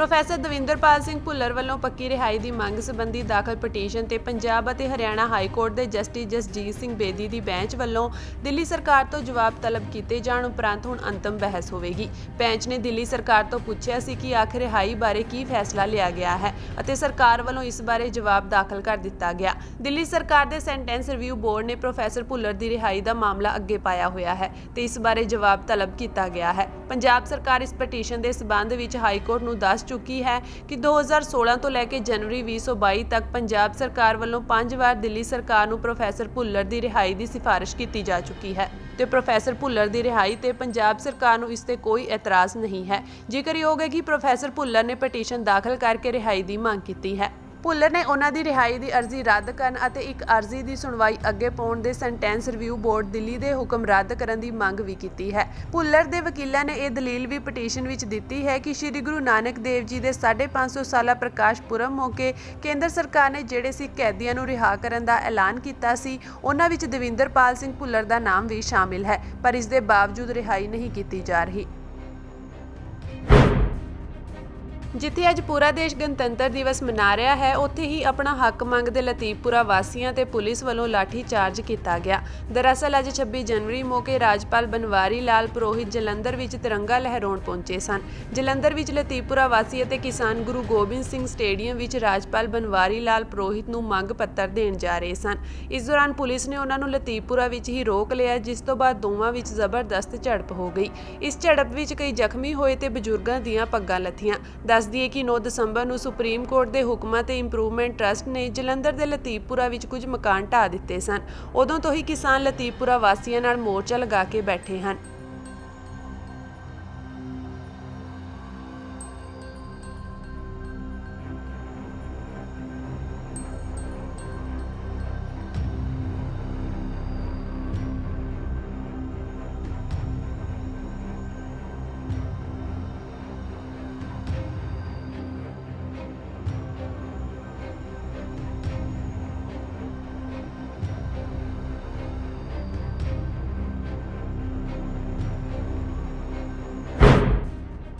ਹਰਿਆਣਾ ਸਰਕਾਰ ਨੇ ਬਲਾਤਕਾਰੀ ਡੇਰਾ ਸਿਰਸਾ ਮੁਖੀ ਰਾਮ ਰਹੀਮ ਦੀ ਸਜ਼ਾ ਮੁਆਫ ਕਰ ਦਿੱਤੀ ਹੈ। ਉਸ ਦੀ 90 ਦਿਨਾਂ ਦੀ ਸਜ਼ਾ ਮੁਆਫ ਕੀਤੀ ਗਈ ਹੈ। ਦਰਅਸਲ ਹਰਿਆਣਾ ਦੇ ਜੇਲ੍ਹ ਮੰਤਰੀ ਰਣਜੀਤ ਸਿੰਘ ਨੇ ਕੱਲ ਐਲਾਨ ਕੀਤਾ ਸੀ ਕਿ ਗਣਤੰਤਰ ਦਿਵਸ ਮੌਕੇ ਸਰਕਾਰ ਨੇ ਫੈਸਲਾ ਲਿਆ ਹੈ ਕਿ ਜਿਨ੍ਹਾਂ ਨੂੰ 10 ਸਾਲ ਜਾਂ ਫਿਰ ਇਸ ਤੋਂ ਵੱਧ ਜਾਂ ਫਿਰ ਉਮਰ ਕੈਦ ਦੀ ਸਜ਼ਾ ਮਿਲੀ ਹੈ, ਉਹਨਾਂ ਦੀ 90 ਦਿਨਾਂ ਦੀ ਸਜ਼ਾ ਮੁਆਫ ਕੀਤੀ ਗਈ ਹੈ। ਜਿਨ੍ਹਾਂ ਨੂੰ 5 ਤੋਂ 10 ਸਾਲ ਦੀ ਕੈਦ ਦੀ ਸਜ਼ਾ ਮਿਲੀ ਹੈ, ਉਹਨਾਂ ਦੀ 60 ਦਿਨਾਂ ਦੀ ਸਜ਼ਾ ਮੁਆਫ ਕੀਤੀ ਗਈ ਹੈ ਅਤੇ ਜਿਨ੍ਹਾਂ ਨੂੰ 5 ਸਾਲ ਤੋਂ ਘੱਟ ਕੈਦ ਹੋਈ ਹੈ, ਉਹਨਾਂ ਦੀ 30 ਦਿਨਾਂ ਦੀ ਸਜ਼ਾ ਮੁਆਫ ਕੀਤੀ ਗਈ ਹੈ। ਸ਼੍ਰੋਮਣੀ ਗੁਰਦੁਆਰਾ ਪ੍ਰਬੰਧਕ ਕਮੇਟੀ ਦੇ ਪ੍ਰਧਾਨ ਐਡਵੋਕੇਟ ਹਰਜਿੰਦਰ ਸਿੰਘ ਧਾਮੀ ਨੇ ਡੇਰਾ ਸਿਰਸਾ ਮੁਖੀ ਗੁਰਮੀਤ ਰਾਮ ਰਹੀਮ ਵੱਲੋਂ ਸਿੱਖਾਂ ਦੇ ਧਾਰਮਿਕ ਚਿੰਨ੍ਹ ਕਿਰਪਾਨ ਨਾਲ ਕੇਕ ਕੱਟ ਕੇ ਸਿੱਖ ਕੌਮ ਦੀਆਂ ਧਾਰਮਿਕ ਭਾਵਨਾਵਾਂ ਭੜਕਾਉਣ ਦੀ ਸਖਤ ਸ਼ਬਦਾਂ ਵਿੱਚ ਨਿੰਦਾ ਕੀਤੀ ਹੈ। ਧਾਮੀ ਨੇ ਕਿਹਾ ਕਿ ਸੌਦਾ ਸਾਧ ਜਾਣਬੁੱਝ ਕੇ ਸਿੱਖਾਂ ਦੀਆਂ ਧਾਰਮਿਕ ਭਾਵਨਾਵਾਂ ਨੂੰ ਭੜਕਾ ਕੇ ਸੂਬੇ ਦੇ ਸ਼ਾਂਤ ਮਾਹੌਲ ਨੂੰ ਖਰਾਬ ਕਰਨ ਦਾ ਯਤਨ ਕਰ ਰਿਹਾ ਹੈ ਅਤੇ ਸਰਕਾਰਾਂ ਸ਼ਾਂਤ ਹਨ। ਧਾਮੀ ਨੇ ਕਿਹਾ ਕਿ ਕਿਰਪਾਨ ਸਿੱਖਾਂ ਦਾ ਅਹਿਮ ਧਾਰਮਿਕ ਚਿੰਨ੍ਹ ਹੈ, ਜਿਸ ਦੀ ਤੋਹੀਨ ਸਿੱਖ ਕੌਮ ਬਰਦਾਸ਼ਤ ਨਹੀਂ ਕਰ ਸਕਦੀ। ਸੌਦਾ ਸਾਧ ਨੇ ਕਿਰਪਾਨ ਨਾਲ ਕੇਕ ਕੱਟ ਕੇ ਸਿੱਖ ਕਾਰ ਦੇ ਸਤਿਕਾਰ ਨੂੰ ਸੱਟ ਮਾਰੀ ਹੈ। ਉਹਨਾਂ ਕਿਹਾ ਕਿ ਬਲਾਤਕਾਰ ਅਤੇ ਕਤਲ ਦੇ ਸੰਗੀਨ ਦੋਸ਼ਾਂ ਵਿੱਚ ਸਜ਼ਾ ਕੱਟ ਰਹੇ ਅਜਿਹੇ ਅਪਰਾਧੀ ਨੂੰ ਸਰਕਾਰਾਂ ਵੱਲੋਂ ਵਾਰ-ਵਾਰ ਪੈਰੋਲ ਦੇ ਕੇ ਛੱਡਿਆ ਜਾ ਰਿਹਾ ਹੈ ਅਤੇ ਉਹ ਬਾਹਰ ਆ ਕੇ ਜਾਣਬੁੱਝ ਕੇ ਸਿੱਖਾਂ ਦੀਆਂ ਧਾਰਮਿਕ ਭਾਵਨਾਵਾਂ ਨੂੰ ਭੜਕਾ ਰਿਹਾ ਹੈ। ਐਸਜੀਪੀਸੀ ਪ੍ਰਧਾਨ ਨੇ ਕਿਹਾ ਕਿ ਦੇਸ਼ ਦਾ ਸੰਵਿਧਾਨ ਹਰ ਇੱਕ ਦੀਆਂ ਧਾਰਮਿਕ ਭਾਵਨਾਵਾਂ ਦੀ ਕਦਰ ਸਿਖਾਉਂਦਾ ਹੈ ਅਤੇ ਕਿਸੇ ਨੂੰ ਵੀ ਅਜਿਹਾ ਹੱਕ ਨਹੀਂ ਹੈ ਕਿ ਉਹ ਕਿਸੇ ਦੀਆਂ ਧਾਰਮਿਕ ਭਾਵਨਾਵਾਂ ਨੂੰ ਸੱਟ ਮਾਰੇ। ਐਡਵੋਕੇਟ ਧਾਮੀ ਨੇ ਕਿਹਾ ਕਿ ਦੁੱਖ ਦੀ ਗੱਲ ਹੈ ਕਿ ਅਜਿਹੇ ਅਪਰਾਧੀ ਨੂੰ ਸਰਕਾਰਾਂ ਖਾਸ ਪੁਸ਼ਤ ਪਨਾਹੀ ਦੇ ਰਹੀਆਂ ਹਨ। ਸ਼੍ਰੋਮਣੀ ਕਮੇਟੀ ਪ੍ਰਧਾਨ ਨੇ ਸਰਕਾਰ ਤੋਂ ਮੰਗ ਕੀਤੀ ਕਿ ਸੌਦਾ ਸਾਧ ਦੀ ਪੈਰੋਲ ਤੁਰੰਤ ਰੱਦ ਕਰਕੇ ਉਸ ਨੂੰ ਸਲਾਖਾਂ ਪਿੱਛੇ ਭੇਜਿਆ ਜਾਵੇ। ਉਧਰ ਹਰਿਆਣਾ ਸਰਕਾਰ 5ਵੀਂ ਵਾਰ ਰਾਮ ਰਹੀਮ ਤੇ ਮਿਹਰਬਾਨ ਹੋਈ ਹੈ। 7 ਜਨਵਰੀ ਤੋਂ ਮੋਹਾਲੀ ਚੰਡੀਗੜ੍ਹ ਬਾਰਡਰ ਤੇ ਬੰਦੀ ਸਿੰਘਾਂ ਦੀ ਰਿਹਾਈ ਦੇ ਲਈ ਮੋਰਚਾ ਲੱਗਿਆ ਹੋਇਆ ਹੈ। ਇਸ ਦੌਰਾਨ ਬਠਿੰਡਾ ਵਿੱਚ ਕੇਂਦਰੀ ਮੰਤਰੀ ਗਜੇਂਦਰ ਸਿੰਘ ਸ਼ੇਖਾਵਤ ਦੇ ਨਾਲ ਸ਼੍ਰੀ ਅਕਾਲ ਤਖਤ ਦੇ ਜਥੇਦਾਰ ਗਿਆਨੀ ਹਰਪ੍ਰੀਤ ਸਿੰਘ ਦੀ ਮੀਟਿੰਗ ਨੂੰ ਅਹਿਮ ਮੰਨਿਆ ਜਾ ਰਿਹਾ ਹੈ। ਦੱਸਿਆ ਜਾ ਰਿਹਾ ਹੈ ਕਿ ਬੀਜੇਪੀ ਦੇ ਆਗੂਆਂ ਨੇ ਗਜੇਂਦਰ ਸ਼ੇਖਾਵਤ ਦੇ ਨਾਲ ਮੀਟਿੰਗ ਕਰਨ ਦੇ ਲਈ ਜਥੇਦਾਰ ਸ਼੍ਰੀ ਅਕਾਲ ਤਖਤ ਤੋਂ ਖਾਸ ਤੌਰ ਤੇ ਸਮਾਂ ਮੰਗਿਆ ਸੀ। ਮੁਲਾਕਾਤ ਦੌਰਾਨ ਗਿਆਨੀ ਹਰਪ੍ਰੀਤ ਸਿੰਘ ਨੇ ਬੰਦੀ ਸਿੰਘਾਂ ਦੀ ਰਿਹਾਈ ਦਾ ਮਸਲਾ ਕੇਂਦਰੀ ਮੰਤਰੀ ਸ਼ੇਖਾਵਤ ਦੇ ਸਾਹਮਣੇ ਚੁੱਕਿਆ, ਜਿਸ ਤੇ ਗਜੇਂਦਰ ਸ਼ੇਖਾਵਤ ਨੇ ਆਪਣੀ ਸਹਿਮਤੀ ਵੀ ਜਤਾਈ ਹੈ ਅਤੇ ਬੰਦੀ ਸਿੰਘਾਂ ਦੀ ਰਿਹਾਈ ਰਿਹਾਈ ਲਈ ਚਲਾਈ ਜਾ ਰਹੀ ਮੁਹਿੰਮ ਦੇ ਫਾਰਮ ਤੇ ਵੀ ਹਸਤਾਖਰ ਕੀਤੇ ਹਨ। ਸਾਫ਼ ਹੈ ਕਿ ਬੀਜੇਪੀ ਨੂੰ ਵੀ ਪਤਾ ਹੈ ਕਿ ਬੰਦੀ ਸਿੰਘਾਂ ਦੀ ਰਿਹਾਈ ਦਾ ਮੁੱਦਾ ਪੰਜਾਬ ਦੇ ਨਾਲ ਸਿੱਧਾ ਜੁੜਿਆ ਹੋਇਆ ਹੈ। ਜੇਕਰ ਉਹ ਇਸ ਨੂੰ ਹੱਲ ਕਰਦੀ ਹੈ ਤਾਂ ਪੰਜਾਬ ਵਿੱਚ ਉਸ ਦੀ ਸਿਆਸੀ ਜ਼ਮੀਨ ਮਜ਼ਬੂਤ ਹੋਵੇਗੀ। ਉਧਰ ਕੇਂਦਰੀ ਮੰਤਰੀ ਅਤੇ ਜਥੇਦਾਰ ਸਾਹਿਬ ਦੀ ਮੁਲਾਕਾਤ ਨੂੰ ਲੈ ਕੇ ਐਸਜੀਪੀਸੀ ਦਾ ਵੀ ਬਿਆਨ ਸਾਹਮਣੇ ਆਇਆ ਹੈ। ਐਸਜੀਪੀਸੀ ਦੇ ਜਨਰਲ ਸਕੱਤਰ ਗੁਰਚਰਨ ਸਿੰਘ ਗਰੇਵਾਲ ਨੇ ਕਿਹਾ ਕਿ ਸਾਨੂੰ ਜਥੇਦਾਰ ਸਾਹਿਬ ਅਤੇ ਬੀਜੇਪੀ ਦੇ ਆਗੂਆਂ ਨਾਲ ਹੋਈ ਮੀਟਿੰਗ ਨੂੰ ਲੈ ਕੇ ਕੋਈ ਇਤਰਾਜ਼ ਨਹੀਂ ਹੈ। ਕੇਂਦਰੀ ਮੰਤਰੀ ਸ਼ੇਖਾਵਤ ਨੇ ਬੰਦੀ ਸਿੰਘਾਂ ਦੀ ਰਿਹਾਈ ਦੇ ਲਈ ਬਣਾਏ ਗਏ ਫਾਰਮ ਤੇ ਹਸਤਾਖਰ ਕਰਕੇ ਇਹ ਸਾਬਿਤ ਕਰ ਦਿੱਤਾ ਹੈ ਕਿ ਨਜਾਇਜ਼ ਤੌਰ ਤੇ ਬੰਦੀ ਸਿੰਘਾਂ ਨੂੰ ਜੇਲ੍ਹ ਵਿੱਚ ਸਜ਼ਾ ਪੂਰੀਆਂ ਕਰਨ ਦੇ ਬਾਵਜੂਦ ਰੱਖਿਆ ਗਿਆ ਹੈ। ਗਰੇਵਾਲ ਨੇ ਕਿਹਾ ਕਿ ਚੰਗਾ ਹੁੰਦਾ ਕਿ ਹਸਤਾਖਰ ਦੇ ਨਾਲ ਸ਼ੇਖਾਵਤ ਇਹ ਵੀ ਐਲਾਨ ਕਰਕੇ ਜਾਂਦੇ ਕਿ ਉਹ ਬੰਦੀ ਸਿੰਘਾਂ ਦੀ ਰਿਹਾਈ ਦੇ ਲਈ ਕੇਂਦਰ ਸਰਕਾਰ ਦੇ ਸਾਹਮਣੇ ਕਿਵੇਂ ਮੁੱਦਾ ਚੁੱਕਣਗੇ ਅਤੇ ਕਦੋਂ ਬੰਦੀ ਸਿੰਘਾਂ ਦੀ ਰਿਹਾਈ ਕੀਤੀ ਜਾਵੇਗੀ। ਐਸਜੀਪੀਸੀ ਦੇ ਇਸ ਸਵਾਲ ਦਾ ਜਵਾਬ ਪੰਜਾਬ ਬੀਜੇਪੀ ਦੇ ਆਗੂ ਹਰਜੀਤ ਗਰੇਵਾਲ ਨੇ ਦਿੱਤਾ ਹੈ। ਬੀਜੇਪੀ ਦੇ ਸੀਨੀਅਰ ਆਗੂ ਹਰਜੀਤ ਸਿੰਘ ਗਰੇਵਾਲ ਨੇ ਬੰਦੀ ਸਿੰਘਾਂ ਦੀ ਰਿਹਾਈ ਨੂੰ ਲੈ ਕੇ ਇਸ ਨੂੰ ਚੰਗਾ ਸੰਕੇਤ ਦੱਸਿਆ ਹੈ। ਉਹਨਾਂ ਕਿਹਾ ਕਿ ਸ਼ੇਖਾਵਤ ਭਾਰਤ ਸਰਕਾਰ ਵੱਲੋਂ ਜਥੇਦਾਰ ਨੂੰ ਮਿਲੇ ਹਨ, ਜਿਸ ਤਰ੍ਹਾਂ ਨਾਲ ਉਹਨਾਂ ਨੇ ਬੰਦੀ ਸਿੰਘਾਂ ਦੀ ਰਿਹਾਈ ਤੇ ਸਹਿਮਤੀ ਜਤਾਉਂਦੇ ਹੋਏ ਫਾਰਮ ਤੇ ਹਸਤਾਖਰ ਕੀਤੇ ਹਨ। ਜਲਦ ਹੀ ਇਸ ਦਾ ਐਲਾਨ ਵੀ ਕੀਤਾ ਜਾਵੇਗਾ। ਬੀਜੇਪੀ ਦੇ ਆਗੂ ਨੇ ਐਸਜੀਪੀਸੀ ਦੇ ਜਨਰਲ ਸਕੱਤਰ ਦੇ ਸਵਾਲ ਦਾ ਜਵਾਬ ਦਿੰਦੇ ਹੋਏ ਕਿਹਾ ਕਿ ਭਾਵੇਂ ਕੈਬਨਿਟ ਮੰਤਰੀ ਸ਼ੇਖਾਵਤ ਭਾਰਤ ਸਰਕਾਰ ਦੇ ਨੁਮਾਇੰਦੇ ਸਨ, ਪਰ ਉਹ ਮੌਕੇ ਤੇ ਫੈਸਲਾ ਨਹੀਂ ਕਰ ਸਕਦੇ ਹਨ। ਇਸ ਦੇ ਲਈ ਉਹਨਾਂ ਨੂੰ ਪ੍ਰਧਾਨ ਮੰਤਰੀ, ਗ੍ਰਹਿ ਮੰਤਰੀ ਅਤੇ ਕਾਨੂੰਨੀ ਮਾਹਰਾਂ ਦੀ ਸਲਾਹ ਲੈਣੀ ਹੋਵੇਗੀ। ਇਸ ਦੇਸ਼ ਦੇ ਜਿਹੜਾ ਪ੍ਰਧਾਨ ਮੰਤਰੀ ਆ ਜਾਂ ਸਾਡਾ ਕੈਬਨਿਟ ਮੰਤਰੀ ਆ, ਇਹ ਬੜਾ ਵੱਡਾ ਇੱਕ ਉੱਚ ਰੁਤਬਾ ਹੁੰਦਾ ਤੇ ਉਹਨਾਂ ਦੀ ਬੜੀ ਵੱਡੀ ਇੱਕ ਜਵਾਬਦੇਹੀ ਹੁੰਦੀ ਆ। ਪਿਛਲੇ ਦਿਨਾਂ ਦੇ ਵਿੱਚ ਵੀ ਇਸ ਪੰਜਾਬ ਦੀ ਜਿਹੜੀ ਇਕਾਈ ਆ, ਇਹਦੇ ਇੰਚਾਰਜ ਨੇ ਸ਼ੇਖਾਵਤ, ਜੋ ਕਿ ਕੈਬਨਿਟ ਮੰਤਰੀ ਨੇ ਮੋਦੀ ਸਰਕਾਰ ਦੇ ਅੰਦਰ। ਪਿਛਲੇ ਦਿਨਾਂ ਦੇ ਵਿੱਚ ਵੀ ਇਹ ਕਿਸ ਤਰ੍ਹਾਂ ਦਾ ਜਿਹੜਾ ਬਿਆਨ ਦੇ ਕੇ ਗਏ ਕਿ ਜਿਹੜੇ ਜਦੋਂ ਸਵਾਲ ਪੁੱਛਿਆ ਗਿਆ ਕਿ ਇੱਕ ਨੋਟੀਫਿਕੇਸ਼ਨ ਜਾਰੀ ਕੀਤਾ ਮੋਦੀ ਸਰਕਾਰ ਨੇ, ਤਾਂ ਉਹ ਕਹਿੰਦੇ ਜੀ ਸਾਰੇ ਬੰਦੇ ਰਿਹਾ ਕਰ ਦਿੱਤੇ ਗਏ ਨੇ। ਅਸੀਂ ਉਦੋਂ ਵੀ ਅਪੀਲ ਕੀਤੀ ਸੀ ਕਿ ਸ਼ੇਖਾਵਤ ਸਾਹਿਬ, ਤੁਹਾਡੀ ਕਹੀ ਹੋਈ ਗੱਲ ਦੇਸ਼ ਦਾ ਇੱਕ ਕਹਿੰਦੇ ਹੁੰਦੇ ਆ ਸਵਾਲ ਦਾ ਜਵਾਬ ਹੁੰਦਾ, ਜਿਹੜਾ ਕਿ ਇੱਕ ਆਪਣੇ ਆਪ 'ਚ ਇੱਕ ਮਹੱਤਵ ਰੱਖਦਾ। ਹੁਣ ਅੱਜ ਵੀ ਅਸੀਂ ਇਹ ਦੇਖਣ ਵਿੱਚ ਆਇਆ ਕਿ ਜਦੋਂ ਸ਼ੇਖਾਵਤ ਸਾਹਿਬ ਤੇ ਉਹਨਾਂ ਦੇ ਨਾਲ ਜਿਹੜੇ ਬੀਜੇਪੀ ਦੇ ਉਹਨਾਂ ਦੇ ਸਾਥੀ ਜਿਹੜੇ ਆ, ਉਹ ਤਖ਼ਤ ਸ੍ਰੀ ਦਮਦਮਾ ਸਾਹਿਬ ਨਤਮਸਤਕ ਹੋਣ ਗਏ। ਉਸ ਤੋਂ ਬਾਅਦ ਉਹਨਾਂ ਨੇ ਰਸਮੀ ਤੌਰ ਤੇ ਜਥੇਦਾਰ ਸ੍ਰੀ ਅਕਾਲ ਤਖ਼ਤ ਸਾਹਿਬ ਨੂੰ ਵੀ ਉੱਥੇ ਮਿਲਣੀ ਕੀਤੀ ਆ। ਭਾਵੇਂ ਕਿ ਮੈਂ ਇਹ ਗੱਲ ਸਪਸ਼ਟ ਕਰ ਦਿਆਂ ਕਿ ਉਹਨਾਂ ਦਾ ਉੱਥੇ ਜਾਣਾ ਅਸੀਂ ਸਤਿਕਾਰ ਕਰਦੇ ਹਾਂ। ਉਹ ਉੱਥੇ ਗਏ ਨੇ, ਉਹਨਾਂ ਦਾ ਇਸ ਗੱਲ ਲਈ ਕਹਿੰਦੇ ਜੀ ਆਇਆਂ ਨੂੰ ਆ। ਉਹਨਾਂ ਨੇ ਸਿੰਘ ਸਾਹਿਬ ਦਾ ਸਤਿਕਾਰ ਕੀਤਾ, ਰਸਮੀ ਤੌਰ ਤੇ ਉਹਨਾਂ ਨੂੰ ਮਿਲੇ ਨੇ, ਚੰਗੀ ਗੱਲ ਹੈ। ਪਰ ਉਸ ਤੋਂ ਬਾਹਰ ਆ ਕੇ ਜਦੋਂ ਉਹਨਾਂ ਨੇ ਗੱਲਾਂ ਕੀਤੀਆਂ, ਉਹਨਾਂ ਨੇ ਪੰਜਾਬ ਦੇ ਖਿੱਤੇ ਦੀ ਗੱਲ ਕੀਤੀ ਆ, ਹਿੰਦੁਸਤਾਨ ਦੇ ਮਸਲੇ ਦੀ ਗੱਲ ਕੀਤੀ ਆ। ਜਦੋਂ ਪੱਤਰਕਾਰ ਭਾਈਚਾਰੇ ਨੇ ਬੰਦੀ ਸਿੰਘਾਂ ਦੀ ਰਿਹਾਈ ਦੀ ਗੱਲ ਕੀਤੀ, ਕਿਉਂਕਿ ਅੱਜ ਬੰਦੀ ਸਿੰਘਾਂ ਦਾ ਰਿਹਾਈ ਦਾ ਮਸਲਾ ਬਹੁਤ ਵੱਡੇ ਪੱਧਰ ਤੇ ਜਿਹੜਾ ਇਸ ਸਿੱਖ ਪੰਥ ਦੇ ਅੰਦਰ ਉੱਭਰਿਆ ਹੋਇਆ, ਜਦੋਂ ਕਿ ਸ਼੍ਰੋਮਣੀ ਗੁਰਦੁਆਰਾ ਪ੍ਰਬੰਧਕ ਕਮੇਟੀ ਦੀ ਦਸਤਖਤੀ ਮੁਹਿੰਮ ਜਿਹੜੀ ਆ, ਉਹ ਦੇਸ਼ ਤੇ ਵਿਦੇਸ਼ ਦੇ ਅੰਦਰ ਵੱਡਾ ਅਸਰ ਪਾ ਰਹੀ ਹੈ। ਉਸ ਦੇ ਨਾਲ ਦੀ ਨਾਲ ਇੱਕ ਮੋਰਚਾ ਜਿਹੜਾ ਵਾ ਉਹ ਮੋਹਾਲੀ ਵਿੱਚ ਵੀ ਲੱਗਾ ਤੇ ਹੋਰ ਵੀ ਸੰਸਥਾਵਾਂ ਜਿਹੜੀਆਂ ਚਾਹੇ ਹਿਊਮਨ ਰਾਈਟਸ ਆ, ਉਹ ਆਪਣੇ ਤੌਰ ਤੇ ਇਸ ਗੱਲ ਦੀ ਆਵਾਜ਼ ਬੁਲੰਦ ਕਰ ਰਹੀਆਂ ਨੇ। ਮੈਨੂੰ ਇਸ ਗੱਲ ਦਾ ਬੜੀ ਹੈਰਾਨੀ ਹੋਈ ਕਿ ਉਹਨਾਂ ਨੇ ਇਸ ਸਵਾਲ ਦਾ ਜਵਾਬ ਜਿਹੜਾ ਫਿਰ ਉਸੇ ਤਰ੍ਹਾਂ ਹੀ ਦਿੱਤਾ। ਉਹਨਾਂ ਨੇ ਕਿਹਾ ਕਿ ਜੋ ਮੋਦੀ ਸਾਹਿਬ 550 ਸਾਲਾ ਪ੍ਰਕਾਸ਼ ਪੁਰਬ ਤੇ ਐਲਾਨ ਕਰਕੇ ਗਏ ਸੀ, ਉਹ ਸਾਰੇ ਬੰਦੀ ਸਿੰਘ ਰਿਹਾ ਹੋ ਗਏ ਨੇ। ਕਹਿੰਦੇ 2 ਬੰਦੇ ਵਿੱਚ ਰਹਿ ਗਏ ਨੇ। ਮੈਂ ਇਹ ਬੇਨਤੀ ਕਰਦਾ ਸ਼ੇਖਾਵਤ ਸਾਹਿਬ, ਪੰਜਾਬ 'ਚ ਵਿਚਰ ਰਹੇ ਹੋ, ਸਿੱਖਾਂ ਦੇ ਮਸਲਿਆਂ ਦੇ ਨਾਲ ਸੰਬੰਧਿਤ ਇਹ ਸੂਬਾ ਵਾ, ਜੇ ਤੁਹਾਨੂੰ ਇਹਦੇ ਪ੍ਰਤੀ ਜਾਣਕਾਰੀ ਨਹੀਂ ਤੇ ਗੁੰਮਰਾਹ ਤਾਂ ਨਾ ਕਰੋ। ਸੋ ਇਹ ਗੁੰਮਰਾਹ ਕਰਨ ਵਾਲੀ ਜਿਹੜੀ ਗੱਲ ਆ, ਮੈਂ ਤੁਹਾਨੂੰ ਇਸ ਗੱਲ ਹੀ ਸਪਸ਼ਟ ਕਰ ਦਿਆਂ ਕਿ ਮੋਦੀ ਸਾਹਿਬ ਨੇ ਜਦੋਂ ਇਹ 9 ਸਿੰਘਾਂ ਦੀ ਰਿਹਾਈ ਦੀ ਗੱਲ ਕੀਤੀ ਸੀ, ਉਹਦੇ ਵਿੱਚ ਸਭ ਤੋਂ ਵੱਡਾ ਇੱਕ ਕਮਜ਼ੋਰੀ ਇਹ ਸੀ ਕਿ 3 ਸਿੰਘ ਆ, ਜਿਹਦੇ 'ਚ ਕਹੀਏ ਬਲਬੀਰ ਸਿੰਘ, ਬਾਬਾ ਬਲਬੀਰ ਸਿੰਘ, ਵਰਿਆਮ ਸਿੰਘ ਅਤੇ ਹਰਜਿੰਦਰ ਸਿੰਘ ਕਾਲੀ ਜਿਹੜੇ ਆ, ਇਹ ਉਹਨਾਂ ਦੇ ਇਸ ਐਲਾਨ ਤੋਂ ਕਈ 2, 3, 4 ਸਾਲ ਪਹਿਲਾਂ ਰਿਹਾ ਹੋ ਚੁੱਕੇ ਸੀ। ਉਹਨਾਂ ਦਾ ਨਾਂ ਇਹਦੇ ਵਿੱਚ ਪਾ ਦਿੱਤਾ ਗਿਆ।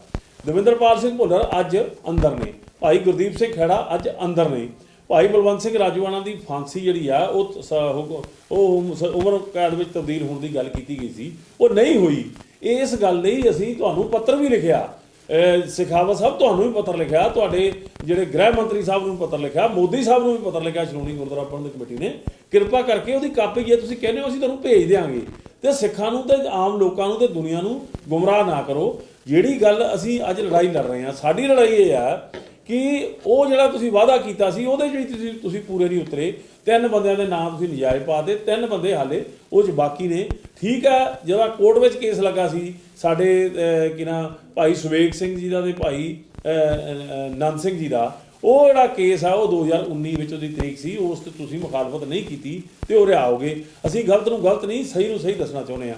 ਹੁਣ ਸਾਡਾ ਮਕਸਦ ਇਹ ਹੈ, ਜਿਹੜਾ ਅਸੀਂ ਤੁਹਾਨੂੰ ਲਿਖ ਕੇ ਦਿੱਤਾ ਸੀ ਕਿ ਇਸ ਕਾਨੂੰਨ ਨੇ ਜਿਹੜੀ ਸਜ਼ਾ ਦਿੱਤੀ ਉਹ ਸਜ਼ਾ ਤੋਂ ਦੁੱਗਣੀਆਂ ਤੇ 2.5 ਗੁਣਾ ਸਜ਼ਾ ਭੁਗਤ ਰਹੇ ਜਿਹੜੇ ਸਾਡੇ ਬੰਦੀ ਸਿੰਘ ਆ ਉਹਨਾਂ ਨੂੰ ਰਿਹਾ ਕਰਨ ਦੀ ਅਸੀਂ ਮੰਗ ਕਰ ਰਹੇ ਹਾਂ। ਤੇ ਭਾਵੇਂ ਕਿ ਤੁਸੀਂ ਜਿਹੜਾ ਐਲਾਨ ਕੀਤਾ ਉਹ ਵੀ ਪੂਰਾ ਨਹੀਂ ਕੀਤਾ, ਪਰ ਦੂਜਾ ਸਾਡਾ ਹੱਕ ਹੈ, ਅਸੀਂ ਆਪਣਾ ਹੱਕ ਮੰਗ ਰਹੇ ਹਾਂ। ਮਾਨਵ ਅਧਿਕਾਰਾਂ ਦੇ ਤੌਰ ਤੇ ਅਸੀਂ ਆਪਣੇ ਹੱਕ ਦੀ ਗੱਲ ਕਰ ਰਹੇ ਹਾਂ। ਸੰਵਿਧਾਨ ਦੇ ਵਿੱਚ ਅਸੀਂ ਇਸ ਗੱਲ ਦੀ ਮੰਗ ਕਰ ਸਕਦੇ ਹਾਂ। ਤਾਂ ਨਿਆਂਪਾਲਿਕਾ ਤੁਹਾਡੇ ਅੰਡਰ ਹੈ, ਉਹ ਤੁਸੀਂ ਇਸ ਗੱਲ ਦਾ ਪੱਲਾ ਝਾੜ ਦਿੰਦੇ ਹੋ ਕਿ ਨਿਆਂਪਾਲਿਕਾ ਫੈਸਲਾ ਕਰੇਗੀ। ਹੁਣ ਇਸੇ ਫੈਸਲੇ ਦੇ ਵਿੱਚ ਬਿਲਕਿਸ ਬਾਨੋ ਦੇ ਜਿਹੜੇ ਕਾਤਲ ਨੇ ਜਾਂ ਉਹਦੇ ਬਲਾਤਕਾਰੀ ਨੇ ਉਹਨਾਂ ਨੂੰ ਤੁਸੀਂ ਪਿਛਲੀ 15 ਅਗਸਤ ਨੂੰ ਇਸ ਕਰਕੇ ਕਹਿ ਕੇ ਛੱਡਤਾ ਕਿ ਉਹ ਬੀਜੇਪੀ ਦਾ ਇੱਕ ਪੈਨਲ ਬਣਿਆ। ਸੁਪਰੀਮ ਕੋਰਟ ਨੇ ਫੈਸਲਾ ਕੀਤਾ ਕਿ ਇੱਕ ਪੈਨਲ ਬਣਾਇਆ ਜਾਵੇ ਸਰਕਾਰ ਦਾ, ਤੇ ਤੁਹਾਡੀ ਬੀਜੇਪੀ ਦੇ ਐਮਐਲਏ ਤੇ ਉੱਥੋਂ ਦੇ ਹੋਰ ਜਿਹੜੇ ਉੱਥੋਂ ਦੇ ਆਗੂ ਤੁਹਾਡੇ ਉਸ ਪੈਨਲ ਸੀ, ਉਹਨਾਂ ਨੇ ਉਹਨਾਂ ਨੂੰ ਕਿਹਾ ਕਿ ਇਹਨਾਂ ਦੀ ਜਿਹੜਾ ਚਰਿੱਤਰ ਹੈ ਉਹ ਚੰਗਾ ਵਾ, ਤੇ ਇਸ ਕਰਕੇ ਉਹਨਾਂ ਨੂੰ ਤੁਸੀਂ ਰਿਹਾ ਕਰ ਦਿੰਦੇ ਹੋ। ਤੁਸੀਂ ਉਹਨਾਂ ਨੂੰ ਫੁੱਲਾਂ ਦੀ ਵਰਖਾ ਕੀਤੀ, ਤੁਸੀਂ ਉਹਨੂੰ ਤਿਲਕ ਲਾਇਆ। ਮੈਂ ਕਹਿੰਦਾ ਵੀ ਇਹ ਤੁਹਾਡਾ ਆਪਣਾ ਮਤ ਆ, ਲੋਕਾਂ ਨੇ ਤੁਹਾਡੇ ਬਾਰੇ ਕੀ ਕਿਹਾ, ਪਰ ਅਸੀਂ ਤਾਂ ਮੰਗ ਇਹ ਕਰਦੇ ਹਾਂ ਕਿ ਜਿਨ੍ਹਾਂ ਨੂੰ ਤੁਹਾਡੀ ਅਦਾਲਤ ਨੇ ਨਿਆਂਪਾਲਿਕਾ ਨੇ ਸਜ਼ਾ ਦਿੱਤੀ ਉਹਨਾਂ ਦੀ ਸਜ਼ਾ ਪੂਰੀ ਹੋਣ ਤੋਂ ਬਾਅਦ ਇਹ ਜਿਹੜਾ ਤੁਸੀਂ ਵਾਅਦਾ ਕਰਾ ਰਹੇ ਹੋ ਉਹਦੇ ਤੁਸੀਂ ਛੱਡਣ ਦੇ ਵਿੱਚ ਉਹਨਾਂ ਦੇ ਸਹਿਮਤ ਨਹੀਂ ਹੋ। ਤੁਹਾਡੇ ਨਾਲ ਇੱਕ ਕੇਜਰੀਵਾਲ ਨਾਂ ਦਾ ਬੰਦਾ ਜਿਹੜਾ ਕਿ ਸਿੱਖਾਂ ਦਾ ਵੱਡਾ ਦੁਸ਼ਮਣ ਆ, ਉਹ ਆਪਦੇ ਟੇਬਲ ਤੇ ਇੱਕ ਚਿੱਠੀ ਦਵਿੰਦਰਪਾਲ ਭੁੱਲਰ ਦੀ ਰੱਖੀ ਬੈਠਾ, ਜਾਣਬੁੱਝ ਕੇ ਉਹਨੂੰ ਰਿਹਾ ਨਹੀਂ ਕਰ ਰਿਹਾ। ਤੇ ਉਹਦੀ ਇੱਕ ਮੰਤਰੀ ਅੱਜ ਜਿਹੜੀ ਆ ਤਲਵੰਡੀ ਸਾਬੋ ਤੋਂ ਬੜੀ ਹੋਈ ਆ, ਉਹ ਇਹ ਕਹਿ ਰਹੀ ਆ ਕਿ ਅਸੀਂ ਇਸ ਕਰਕੇ ਨਹੀਂ ਰਿਹਾ ਕਰ ਰਹੇ ਕਿ ਹਿੰਦੂਆਂ ਦੀਆਂ ਵੋਟਾਂ ਅਸੀਂ ਲੈਣੀਆਂ ਨੇ।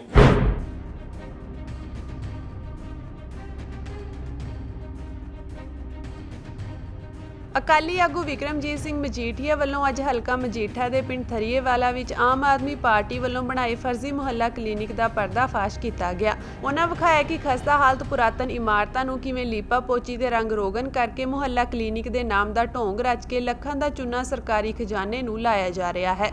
ਉਹਨਾਂ ਕਿਹਾ ਕਿ ਇਸ ਤੋਂ ਵੱਡੀ ਤਰਾਸਦੀ ਹੈ ਕਿ ਇਸ ਸਰਕਾਰੀ ਖਜ਼ਾਨੇ ਦੀ ਲੁੱਟ ਵਿਰੁੱਧ ਆਵਾਜ਼ ਉਠਾਉਣ ਵਾਲੇ ਸ਼੍ਰੀਮਾਨ ਅਜੋਏ ਸ਼ਰਮਾ ਵਰਗੇ ਇਮਾਨਦਾਰ ਅਫਸਰਾਂ ਦੀ ਆਵਾਜ਼ ਨੂੰ ਦਬਾ ਦਿੱਤਾ ਜਾਂਦਾ ਹੈ। ਉਹਨਾਂ ਇਲਜ਼ਾਮ ਲਗਾਇਆ ਕਿ ਅਸਲੀਅਤ ਵਿੱਚ ਭ੍ਰਿਸ਼ਟਾਚਾਰ ਵਿਰੁੱਧ ਜ਼ੀਰੋ ਟੋਲਰੈਂਸ ਦੇ ਦਾਅਵੇ ਕਰਨ ਵਾਲੀ ਪੰਜਾਬ ਸਰਕਾਰ ਖੁਦ ਇਸ ਵਿੱਚ ਬੁਰੀ ਤਰ੍ਹਾਂ ਲਿਪਤ ਹੋ ਚੁੱਕੀ ਹੈ।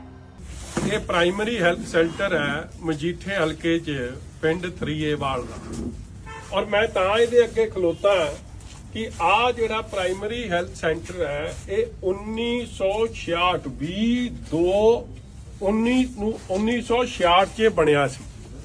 ਹੁਣ ਆਮ ਆਦਮੀ ਪਾਰਟੀ ਦੇ ਹਾਲਾਤ ਵੇਖ ਲਓ ਕਿ ਭਗਵੰਤ ਮਾਨ ਦੀ ਸਰਕਾਰ ਨਿਰੀ 420 ਧੋਖਾਧੜੀ ਫਰਾਡ, ਮਤਲਬ ਕਿ ਜਿਹੜੀ ਹੱਥ ਦੀ ਸਫਾਈ ਹੈ ਨਾ ਉਸ ਕੰਮ ਤੇ ਲੱਗੀ।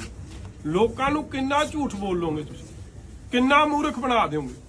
ਔਰ ਮੈਂ ਅੱਜ ਦੇ ਮੌਕੇ ਤੇ ਅਜੋਏ ਸ਼ਰਮਾ ਵਰਗੇ ਅਫਸਰਾਂ ਦਾ ਸਤਿਕਾਰ ਕਰਦਾ ਜਿਨ੍ਹਾਂ ਨੇ ਮੁੱਖ ਮੰਤਰੀ ਨੂੰ ਨਾ ਕਰਤੀ। ਕੋਈ ਅਫਸਰ ਛੇਤੀ ਕਿਤੇ ਮੁੱਖ ਮੰਤਰੀ ਨੂੰ ਨਾ ਨਹੀਂ ਕਰਦਾ।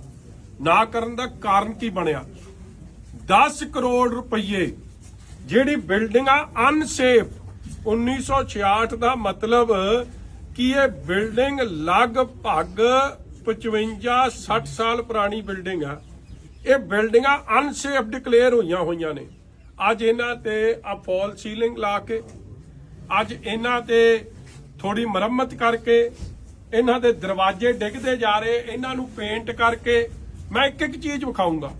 25 ਲੱਖ ਰੁਪਈਆ ਲੋਕਾਂ ਦਾ ਲਟਾ ਕੇ ਇਹ ਡਰਾਮਾ ਰਚਿਆ ਜਾ ਰਿਹਾ ਹੈ ਸਿਰਫ ਤੇ ਸਿਰਫ ਲੋਕਾਂ ਨੂੰ ਧੋਖੇ 'ਚ ਰੱਖਣ ਲਈ।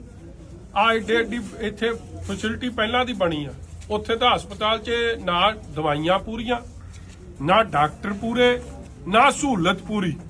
ਔਰ ਜੇ ਬਿਲਡਿੰਗ ਨਵੀਂ ਬਣਾਉਂਦੇ, ਨਵੀਂ ਕੋਈ ਚੀਜ਼ ਬਣਾਉਂਦੇ, ਐਜ਼ ਆਪੋਜੀਸ਼ਨ ਮੈਂਬਰ ਮੈਂ ਉਹਦਾ ਸਵਾਗਤ ਕਰਦਾ, ਮਗਰ ਖੋਖਲਾਪਨ ਤਾਂ ਇੱਕ ਅਫਸਰ ਨਹੀਂ ਜ਼ਾਹਿਰ ਕਰਤਾ ਅਜੋਏ ਸ਼ਰਮਾ ਜੀ ਨੂੰ। ਮੈਂ ਸਮਝਦਾ ਸਾਰੇ ਪੰਜਾਬ ਨੂੰ ਉਹਨਾਂ ਦਾ ਸਤਿਕਾਰ ਕਰਨਾ ਚਾਹੀਦਾ ਜਿਹਨੇ ਮੁੱਖ ਮੰਤਰੀ ਨੂੰ ਇਹ ਗੱਲ ਦੀ ਨਾ ਕੀਤੀ ਕਿ 10 ਕਰੋੜ ਆਪਾਂ ਲੀਪਾ ਪੋਚੀ ਤੇ ਖਰਚ ਕਰਤਾ ਤੇ 30 ਕਰੋੜ ਉਹਨੂੰ ਕਹਿਤਾ ਤੂੰ ਇਸ਼ਤਿਹਾਰ ਤੇ ਦੇ ਦੇ।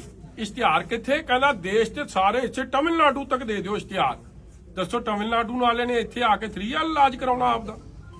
ਕੀ ਲੋਕਾਂ ਨੂੰ ਮੂਰਖ ਬਣਾਉਣ ਤੇ ਲੱਗੇ। ਔਰ ਜਦ ਉਹਨੇ ਨਾ ਕਰਤੀ ਕਿ ਮੇਰੀ ਜ਼ਮੀਰ ਇਜਾਜ਼ਤ ਨਹੀਂ ਦਿੰਦੀ ਕਿ ਮੈਂ ਪੰਜਾਬ ਦੇ ਖਜ਼ਾਨੇ ਦੇ ਲੋਕਾਂ ਦੇ ਪੈਸੇ ਨੂੰ ਇਸ ਤਰੀਕੇ ਦੀ ਲੁੱਟ ਕਰਾਂ, ਉਹਨੂੰ ਬਦਲਤਾ।